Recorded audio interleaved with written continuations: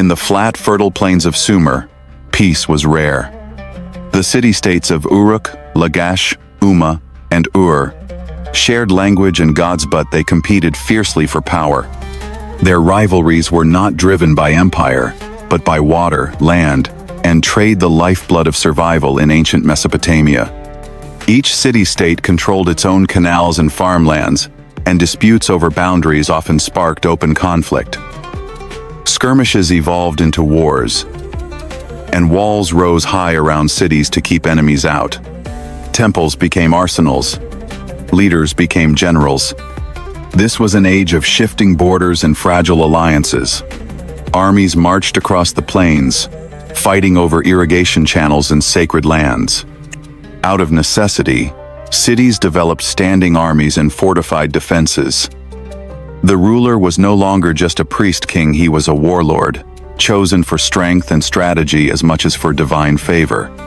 These wars were often remembered in inscriptions and stele, turning battlefield victories into lasting political statements.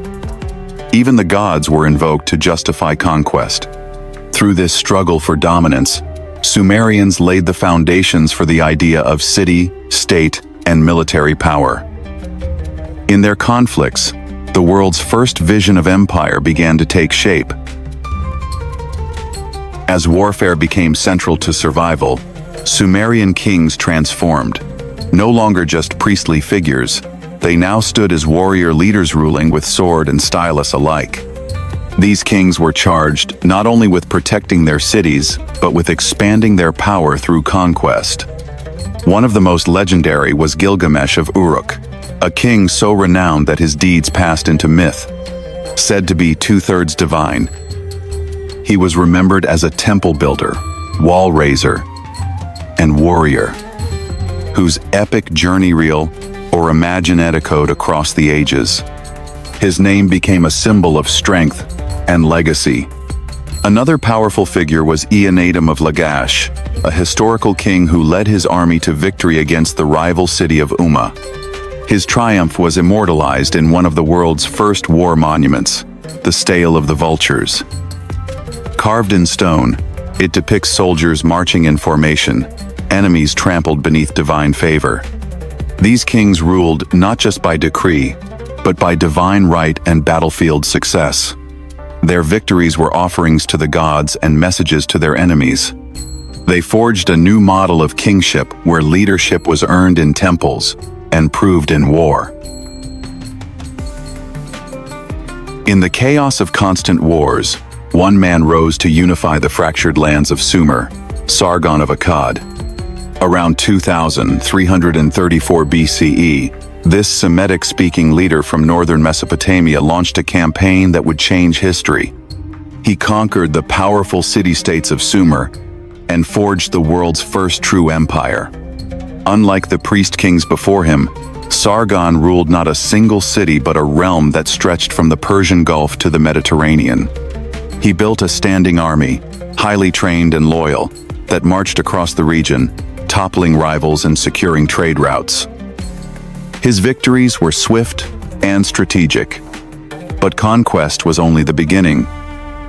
To hold this vast domain, Sargon appointed governors to rule provinces in his name and enforced Enheduanna's native language in administration and record-keeping.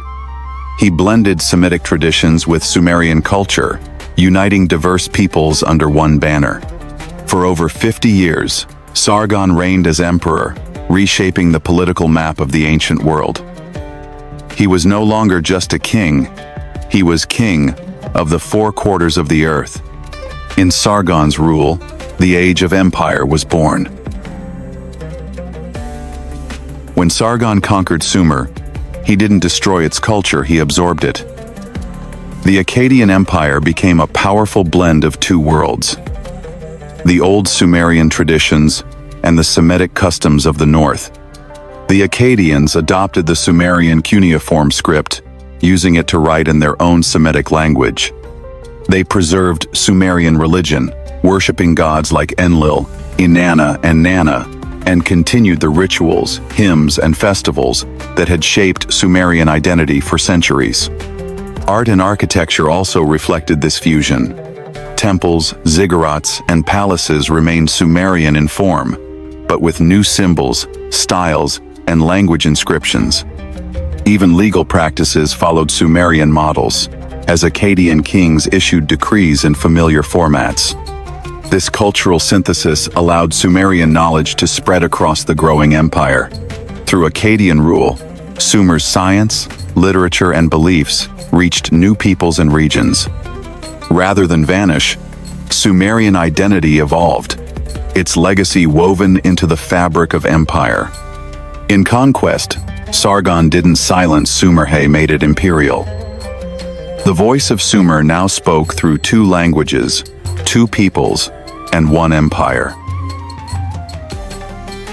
Conquest gave Sargon an empire, but it was innovation that held it together. Ruling over distant cities and diverse peoples, he needed more than soldiers. He built the world's first imperial bureaucracy, centralizing power in Akkad and appointing governors, called Ensi, to rule provinces in his name. These governors collected taxes, managed local law, and reported back to the capital. Scribes documented everything from harvest yields to temple donations, building a network of record-keeping that stretched across the empire. Sargon also strengthened control through religion. He appointed his daughter, Enheduanna, as high priestess of Nanna in Ur. She wasn't just a political tool, she was a poet, a thinker, and the first known author in recorded history. Her hymns to Inanna blended theology and empire, shaping both spiritual life and royal authority. Trade expanded as well. Caravans and ships moved between Mesopotamia, Anatolia, and the Indus Valley, carrying tin, lapis lazuli, wool, and grain. These routes brought not just goods but ideas and influence. Sargon didn't just conquer, he administered, traded, and inspired. His empire was not just held by the sword, but by the pen, the poem, and the ledger. No empire lasts forever, not even Sargon's. Despite its innovations, the Akkadian Empire could not escape the forces of rebellion, overreach, and invasion. Tensions simmered beneath the surface. The southern Sumerian cities, proud of their traditions and autonomy, often resisted imperial control. Revolts erupted in cities like Ur and Umma, forcing Akkadian rulers to wage constant campaigns to hold the empire together. After Sargon's death, his successors struggled to maintain power. Administrative strain, economic imbalance, and prolonged conflict weakened the empire from within. Then came the Gutiansa mountain people from the northeast. Around 2150 BCE, they descended into Mesopotamia, exploiting the chaos and devastating urban centers. The empire collapsed. Central authority vanished, governors disappeared, and long-distance trade routes fell silent. Temples were looted, canals neglected, and cities like Uruk and Akkad plunged into darkness.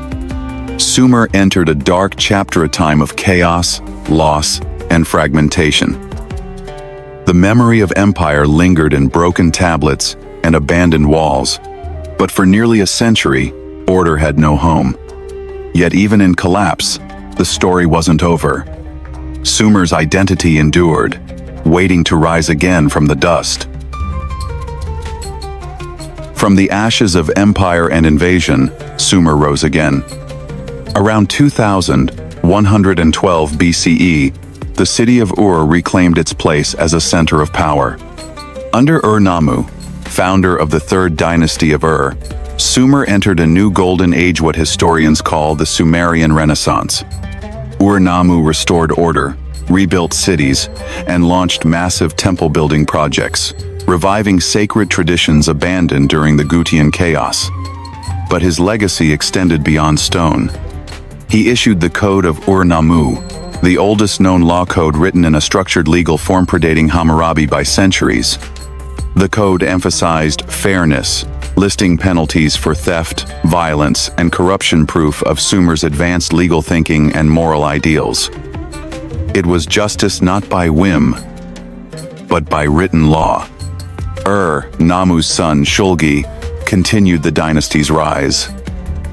He strengthened administration, reformed education, and promoted the arts. Sumerian literature, science, and religion flourished once more. This rebirth proved that Sumer's identity could endure conquest, chaos, and collapse. The Ur-3 dynasty reclaimed not just land but memory, law, and greatness. It was a second beginning, the last brilliant flame before the twilight. The cities of Sumer would eventually fall. By the early 2nd millennium BCE, foreign powers Amorites, Babylonians, Elamites took control of the land once ruled by priest kings and emperors. But Sumer's story did not end in silence. Its language, though no longer spoken, remained the sacred tongue of priests and scholars, used in temple hymns, legal texts, and royal inscriptions for centuries. Sumerian scribes continued to train in ancient grammar, mythology, and rituals, ensuring the knowledge endured. The concept of divine kingship, born in the ziggurats of Uruk and Lagash, became the model for rulers across Mesopotamia. Temples remained at the heart of cities. The practice of writing, once invented to track grain, became a symbol of power, law, and memory across empires. Babylonians and Assyrians adopted Sumerian deities, myths, calendars, and literary forms. The Epic of Gilgamesh was copied long after Sumer had vanished. Its voice, etched in clay still, echoed in new dialects and distant ages. Though its cities crumbled and its name faded, Sumer lived on in scrolls and rituals, in law and language. Its legacy became the foundation of Mesopotamian civilization and the first great chapter in human history.